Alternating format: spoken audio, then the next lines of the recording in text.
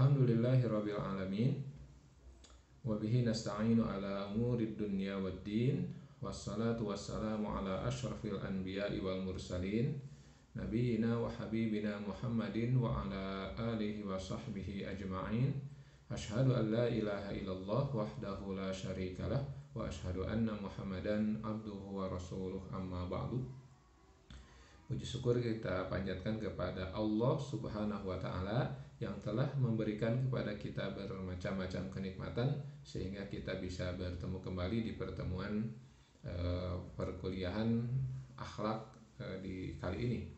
Insya Allah pembahasan yang akan kita bahas kali ini adalah tentang hubungan ilmu akhlak dengan ilmu-ilmu yang lainnya. Tak lupa mari kita panjatkan doa sholawat kita kepada Rasulullah Shallallahu Alaihi Wasallam yang mana beliau telah diutus oleh Allah untuk membimbing, untuk menyempurnakan akhlak manusia, untuk menjadikan manusia sebaik-baiknya makhluk dan sebaik-baiknya umat, tentu tidak lain dengan akhlak mulia beliau. Mudah-mudahan kita termasuk orang-orang yang mampu mengikuti, mampu meniru, mampu meneladani kudwah dan uswah teladan beliau Rasulullah Sallallahu Alaihi Wasallam. Amin ya rabbal alamin. Baik, apa hubungan ilmu akhlak dengan ilmu-ilmu yang lainnya? Kalau kita kembalikan kepada definisi akhlak itu sendiri, yaitu kondisi jiwa, kondisi yang menetap dalam jiwa seseorang yang dengan kondisi tersebut setiap orang mampu mengamalkan suatu amalan tanpa banyak pertimbangan, tanpa banyak pemikiran. Apabila sesuatu yang dilakukan itu baik, maka disebut akhlak yang baik, dan apabila yang dilakukan itu akhlak yang buruk, maka sesuatu yang buruk, maka disebut akhlak yang buruk. Nah, jadi akhlak itu adalah kondisi jiwa, atau bisa dikatakan terkait juga dengan istilah yang lain yaitu moral. Maka pada hakikatnya, kalau tadi yang ditanyakan adalah hubungan akhlak atau hubungan ilmu akhlak dengan ilmu-ilmu yang lainnya, maka tentu dan ini pasti dan harus diyakini oleh kita semua, oleh manusia, bahwa hakikatnya ujung-ujung dari semua ilmu pengetahuan itu adalah akhlak. Karena di dalam Islam semua pengetahuan itu memiliki dimensi amal. Jadi ilmu itu harus melahirkan amal. Baik itu tentu nanti amalnya bisa berbentuk amal batin, bisa berbentuk amal lahir. Tapi hakikatnya semua ilmu di dalam Islam atau semua ilmu pengetahuan, apapun itu bentuk ilmunya, apapun bentuk pengetahuannya, maka hakikatnya harus berujung kepada akhlak, harus berujung kepada akhlakul karimah, akhlak yang baik. Karena ya ilmu tanpa moral, ilmu yang tanpa akhlak, maka yang lahir adalah bencana. Sebagaimana kita sudah mengenal misalnya, atau kita sudah sering melihat bagaimana peradaban barat, peradaban yang tanpa iman, peradaban tanpa tauhid, peradaban tanpa iman, tanpa moral, maka ujung-ujungnya yang lahir dari ilmu pengetahuan itu adalah kerusakan. Karena memang tidak mempertimbangkan aspek-aspek yang sifatnya ruhiyah, aspek batiniah, aspek-aspek yang sifatnya sesuatu yang melestarikan. Walaupun tentu itu juga tidak semuanya, tapi karena peradaban yang sekarang menghegemoni, yang berkuasa adalah peradaban materi, maka ujung-ujungnya ya segala sesuatu itu diukur dengan materi, sehingga kadang-kadang jiwa manusia atau aspek moralitas itu menjadi dikesampingkan.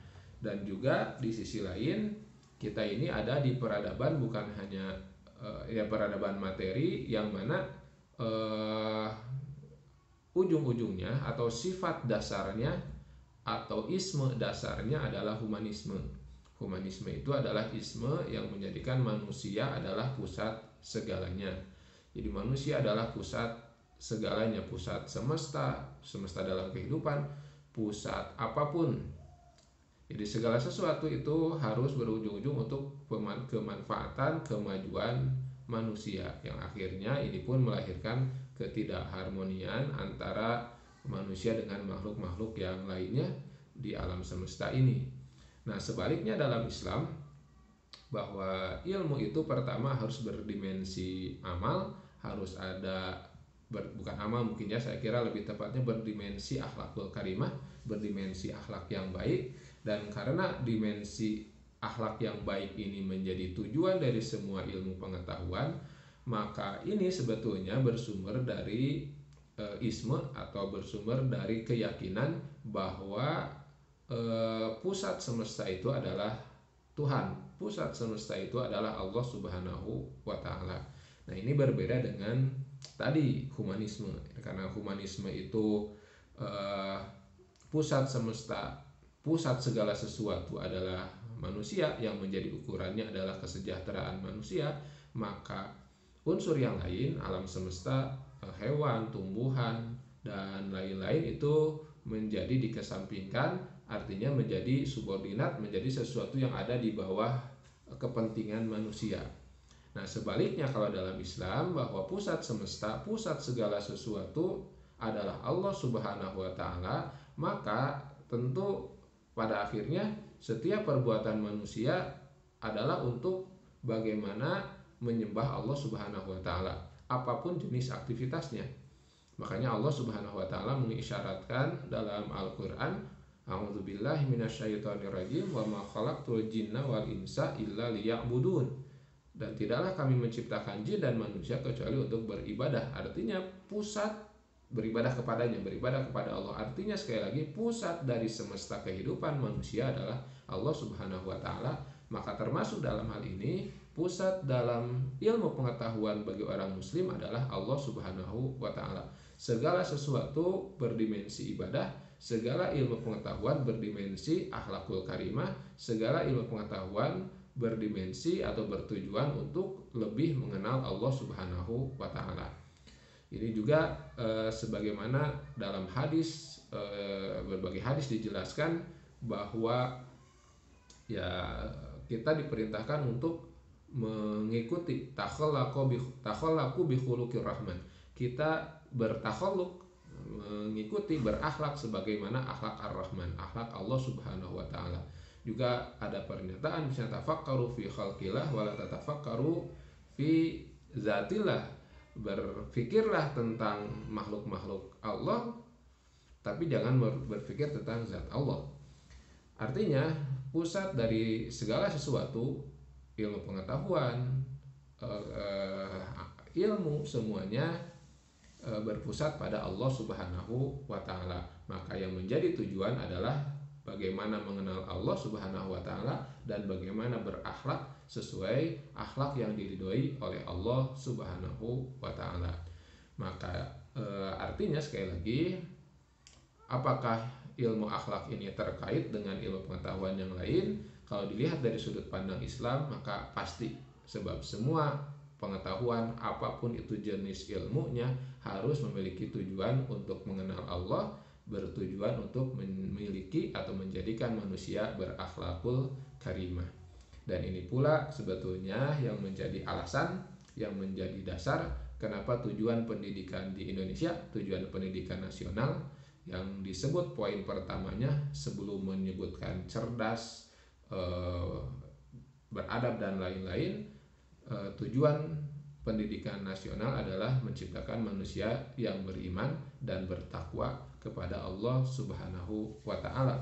Maka ini juga satu hal yang harus dipertahankan, tujuan pendidikan nasional kita ini, sebab untuk menciptakan orang-orang pintar itu bisa dikatakan tidak lebih sulit, itu bisa dikatakan mudah.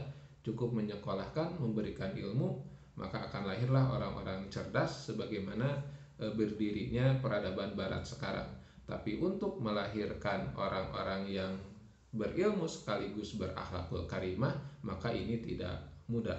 Beriman, bertakwa sekaligus cerdas, ini sesuatu yang lebih dari sekedar pengajaran suatu ilmu.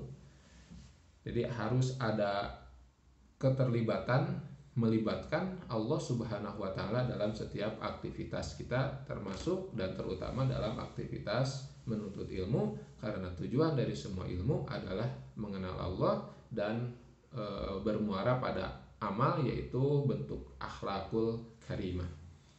Nah, itu hubungan ilmu akhlak dengan ilmu-ilmu yang lain. Jadi dari sudut pandang Islam sudah jelas sangat terkait.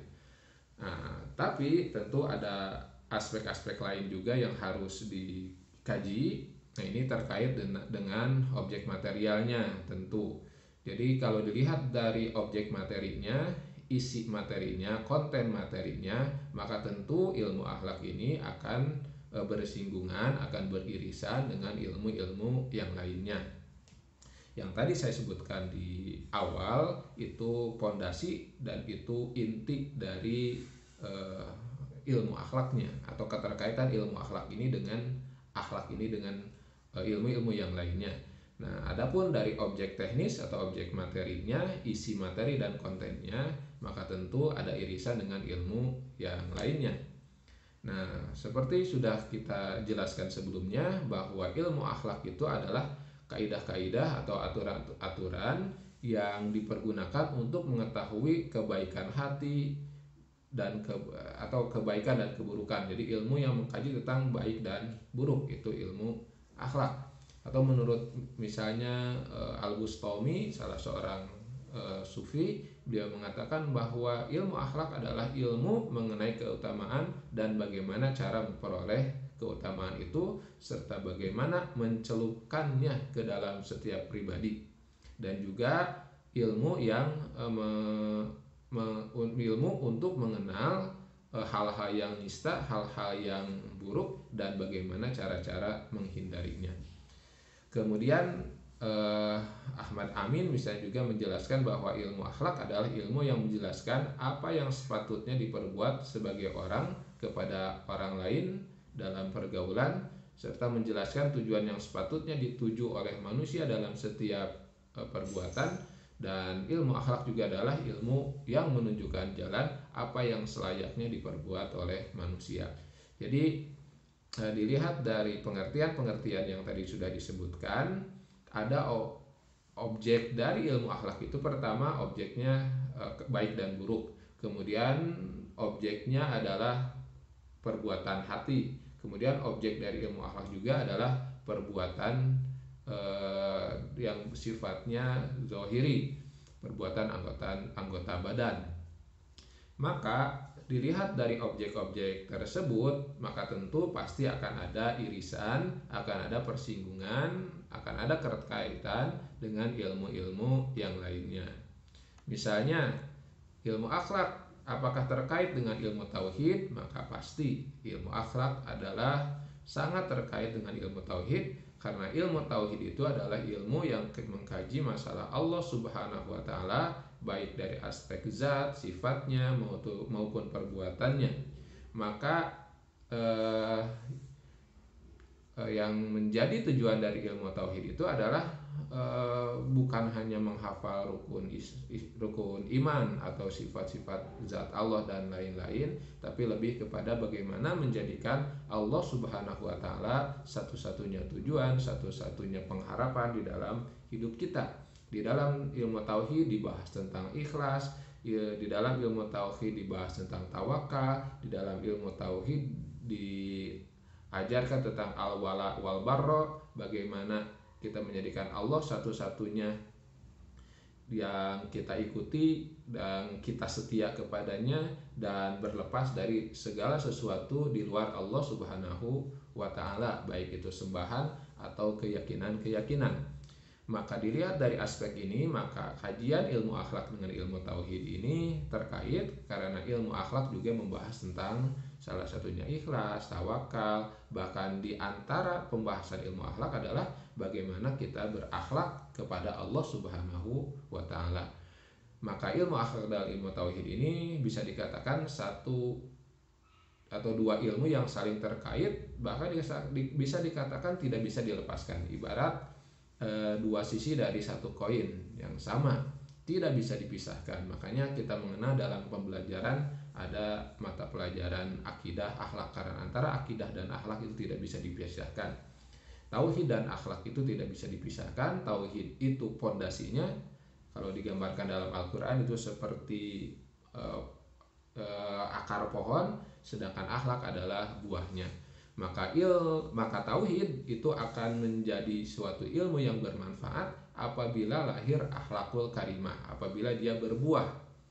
Dan tentu sebaliknya, akhlak yang baik, perbuatan-perbuatan yang baik, walaupun itu dilihat dari zohir, dari lahirnya, dari apa yang kita indra, baik itu terdengar, terlihat, itu baik, tapi kalau misalnya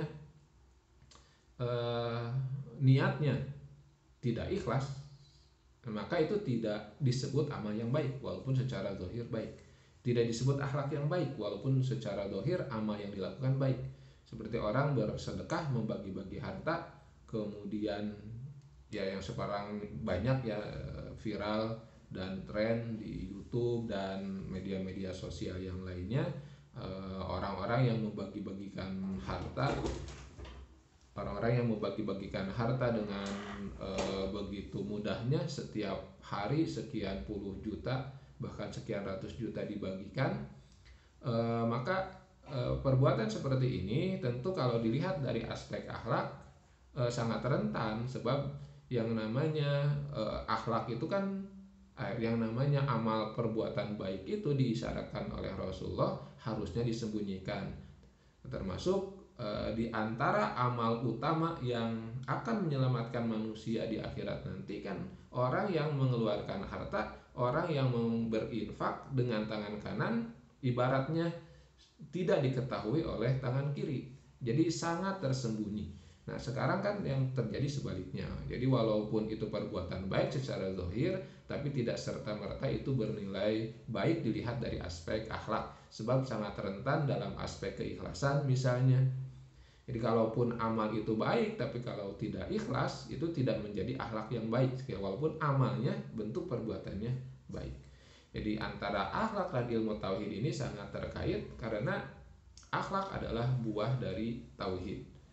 Akhlak atau perbuatan baik yang tidak bersumber dari tauhid, tidak bersumber dari keikhlasan, tidak bersumber dari pengabdian satu-satunya kepada Allah Subhanahu wa taala, maka itu tidak termasuk amal atau akhlak yang baik walaupun secara zahir yang dilakukan baik. Kemudian selanjutnya kaitan ilmu akhlak dengan ilmu tasawuf misalnya. Nah tentu ini sebetulnya dua hal yang seharusnya tidak dibedakan, atau boleh saja sih dibedakan, tapi intinya sebetulnya sama. Ilmu tasawuf itu kan ya ilmu yang untuk meraih amal-amal utama, tetapi caranya atau metodenya melalui melalui riyadhah, latihan-latihan yang mana setiap ulama atau setiap ahli tasawuf ini berbeda-beda cara. Nah cara yang berbeda-beda ini menjadi ciri khas gerakan atau ciri khas masing-masing, dan cara ini nanti disebut dengan thariqah atau tarekat. Nah kita tahu misalnya Al-Quran dan hadis menekankan nilai-nilai akhlak mulia. Nah sedangkan ilmu tasawuf itu lebih sama sebetulnya, tapi lebih kepada bagaimana cara untuk melakukan hal itu. Nah maka antara ilmu akhlak dan ilmu tasawuf ini sangat terkait, bahkan bisa dikatakan sama. Makanya ada yang menyamakan jadi akhlak tasawuf begitu, walaupun sebetulnya tentu ada aspek-aspek yang berbeda juga. Selanjutnya hubungan ilmu akhlak dengan ilmu jiwa atau psikologi. Nah ilmu akhlak dengan psikologi juga terkait, karena sekali lagi dilihat dari aspek materinya, dari objek materialnya sama. Salah satunya itu mengkaji tentang jiwa, walaupun tentu akhlak lebih luas karena akhlak tidak hanya mengkaji amal-amal jiwa, termasuk juga amal-amal jasmaniahnya. Tapi kalau ilmu jiwa itu lebih sempit, dan ilmu akhlak juga lebih luas karena yang dikaji bukan hanya aspek manusianya tetapi juga aspek yang lainnya. Maksudnya misalnya aspek Allah Subhanahu wa taala, makanya ada akhlak kepada Allah. Aspek yang lainnya yang juga dibahas dan tidak ada dalam ilmu jiwa. Nah, yang dikaji dalam ilmu jiwa kan salah satunya adalah potensi kejiwaan, potensi rohaniah manusia yang dalam pengembangannya akhlak kita dapat memanfaatkan informasi yang diberikan oleh ilmu psikologi. Karena ilmu psikologi ini menekankan kepada perkembangan jiwa manusia, salah satunya ada yang disebut dengan psikologi perkembangan. Maka hal ini bisa dimanfaatkan atau bisa memberikan manfaat kepada ilmu akhlak terkait dengan bagaimana perkembangan manusia ini baik secara jasmaniah dan rohaniahnya dikaitkan dengan akhlak.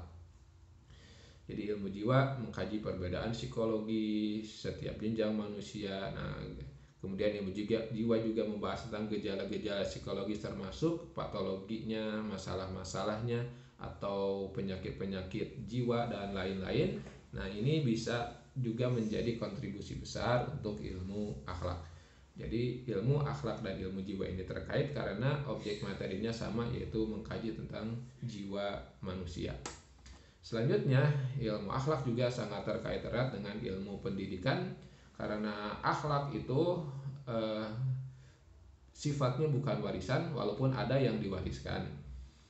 Seperti pada pembahasan sebelumnya tentang manusia, fitrahnya, potensinya. Nah, fitrah dan potensi manusia itu ada yang sifatnya warisan dari orang tua lah bisa dikatakan.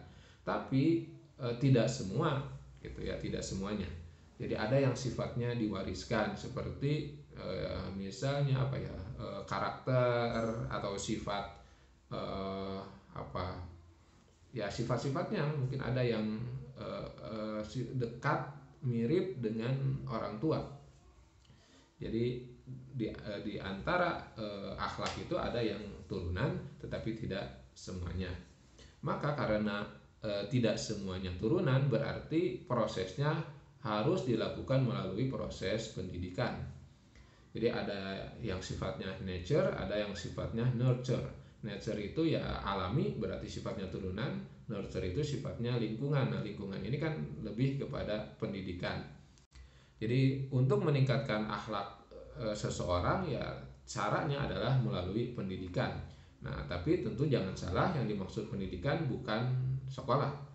Dalam arti bukan hanya lembaga sekolah. Pendidikan itu ya maknanya luas, minal mahdi ilal lahdi, dari mulai manusia lahir sampai manusia meninggal itu ada proses pendidikannya, ya lingkungannya gitu. Jadi ketika misalnya kita membiarkan anak tidak berpendidikan, kita bebaskan dia pergi kemana saja, dia ngumpul atau dia nongkrong di terminal dan lain-lain tanpa kita arahkan, maka itu sebetulnya pendidikan juga gitu. Maka akhlak yang buruk itu ya hasil dari pendidikan yang buruk gitu. Akhlak yang baik sebaliknya adalah hasil dari pendidikan yang baik. Nanti dimensi pendidikan ada 3 pilar, ada pilar keluarga, pilar lembaga sekolah, dan pilar masyarakat.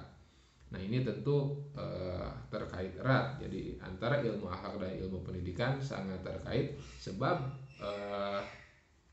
ilmu akhlak atau akhlak yang baik itu akan diperoleh melalui pendidikan yang baik. Sekali lagi, tidak dibatasi sempit dalam makna sekolah, tetapi secara umum, secara luas, pendidikan itu ya bagaimana suatu keluarga, suatu masyarakat bersikap, berperilaku menjadi teladan, uswah, dan memberikan arahan kepada generasi pelanjutnya. Makanya yang disebut pendidikan itu kan usaha sadar, usaha yang sifatnya sadar, eh, bukan apa adanya gitu ya, bukan seadanya, atau bukan usaha yang tidak sadar gitu, tapi betul-betul disadari sepenuhnya. Nah, jadi ilmu akhlak dan ilmu pendidikan terkait, sebab akhlak itu tidak semuanya dilahirkan atau tidak semuanya diwariskan, maka perlu proses pendidikan. Nah, nanti akan saling bertukar, akan saling memanfaatkan. Bahkan ya tadi di awal juga sudah dikatakan bahwa seluruh aspek pendidikan menuntut ilmu ujung-ujungnya harus bertujuan untuk menciptakan manusia yang berakhlakul karimah, yang beriman, bertakwa kepada Allah Subhanahu wa taala. Jadi ilmu pendidikan tentu sangat terkait dengan ilmu akhlak. Selanjutnya, ilmu akhlak juga terkait dengan filsafat. Nah, filsafat sebagaimana diketahui adalah suatu upaya berpikir mendalam, berpikir radikal sampai ke akar-akarnya, universal dan sistematik dalam rangka menemukan inti atau hakikat segala sesuatu. Nah, di antara pembahasan filsafat adalah filsafat etika, ya, atau aspek aspek aksiologisnya, bahwa filsafat itu atau salah satu kegiatan berfilsafat itu adalah kegiatan memikirkan atau berpikir secara mendalam tentang baik dan buruk, indah dan jelek. Nah, ini masuknya ke ranah aksiologis gitu ya, yang lebih spesifiknya disebut dengan filsafat etika.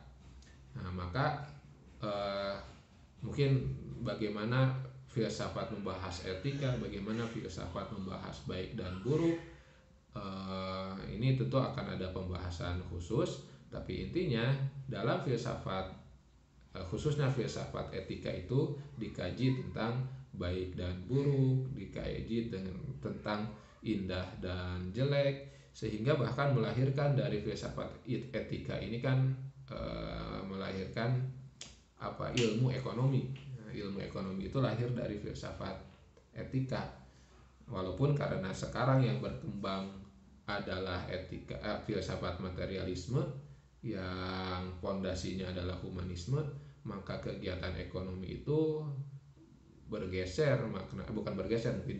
dimaknai sebagai usaha untuk mengumpulkan hasil sebanyak-banyaknya dengan modal seminimal mungkin. Nah, itu kan kalau dalam Islam itu kan tidak begitu, karena pondasinya kalau dalam Islam Allah Subhanahu wa taala sebagai tujuan segala sesuatu, maka mungkin jadi terbalik kalau dalam Islam. Dalam Islam itu ekonomi itu ya memberikan manfaat sebanyak-banyaknya dan untuk menghasilkan hasil yang sebanyak-banyaknya juga. Tapi tentu hasilnya bukan materi di dunia, tetapi juga bukan hanya materi duniawi, tapi juga pahala di akhirat. Jadi kalau ekonomi dimaknai dengan usaha untuk mendapatkan hasil sebanyak-banyaknya dengan modal seminimal mungkin, maka itu tidak berpondasi kepada akhlak sebetulnya. Sebab itu nanti akan menghalalkan segala cara, yang penting hasil banyak, walaupun cara tidak sesuai dengan yang seharusnya. Nah, jadi antara ilmu akhlak dengan filsafat juga ada persinggungan, karena di dalam filsafat ada ranah aksiologis yang di sana terkait dengan etika, baik dan buruk, indah dan tidak indah, atau indah dan jelek.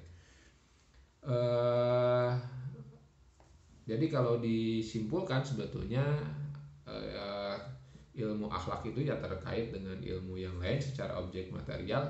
Bahkan tadi juga belum disebut, misalnya dengan ilmu hukum juga terkait, karena ilmu hukum itu kan membahas tentang baik dan buruk serta hukuman apa yang pantas dilakukan untuk orang yang berbuat buruk dan reward atau pahala apa yang pantas untuk diberikan kepada orang yang berbuat baik. Nah, ilmu hukum kan begitu, membahas tentang itu, dan ini juga terkait juga dengan ilmu akhlak.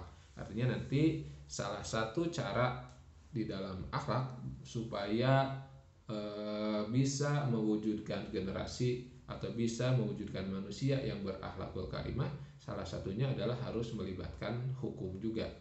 Harus ada reward and punishment, harus ada ganjaran dan hukuman yang diberikan kepada orang sehingga bisa mendisiplinkan mereka. Nanti juga tentu akan terkait juga dengan ilmu manajemen, sebab akhlak itu ya perlu di manage. Makanya Agim misalnya membuat ungkapan manajemen kolbu, karena ya memang harus di manage dan ada ada unsur-unsur manajemennya, ada perencanaannya, ada pengorganisasiannya, ada pelaksanaannya, dan ada pengontrolan serta evaluasinya dalam akhlak itu.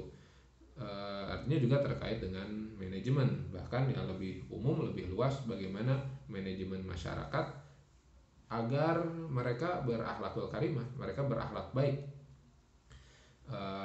Ya kita ambil contoh misalnya di Singapura itu kan, di Singapura itu ya bisa dikatakan secara zahir itu akhlak kepada lingkungannya sangat baik gitu, walau sekali lagi secara zahir. Secara batin wallahu a'lam, mungkin untuk orang-orang muslim ya bisa dikatakan pondasinya bukan hanya aturan negara, nah tapi juga ada pondasi akidah atau pondasi tauhidnya. Tetapi yang patut kita contoh, berarti manajemen pembentukan kebiasaannya ini menjadi sesuatu yang patut untuk dicontoh dari aspek manajemennya. Nah sekali lagi, jadi ilmu akhlak ini memang bisa dikatakan terkait dengan seluruh ilmu pengetahuan, walaupun tidak semuanya, ada yang tidak tentu, tapi secara objek materi sekali lagi mungkin tidak semuanya, tetapi secara hakikat ilmu akhlak itu sangat terkait dengan ilmu-ilmu yang lainnya, karena muara dari semua ilmu pengetahuan harus bermuara kepada Allah Subhanahu wa taala, harus bermuara kepada akhlakul karimah. Sehingga idealnya tentu ilmu akhlak ini ya dipelajari bukan hanya oleh mahasiswa-mahasiswa atau siswa-siswa yang ada kaitannya dengan lembaga keagamaan PTKIN itu, misalnya perguruan tinggi keagamaan Islam atau madrasah-madrasah. Idealnya karena tujuan pendidikan nasional ini membentuk manusia beriman, takwa, cerdas, dan lain-lain, maka tentu idealnya ya akhlak ini juga diajarkan secara luas, masif, merata di semua aspek dan jenjang pendidikan. Ya, saya kira itu saja mungkin untuk pertemuan perkuliahan kita kali ini. Mudah-mudahan ada manfaatnya. Insya Allah kita bertemu kembali di mata kuliah, materi-materi selanjutnya.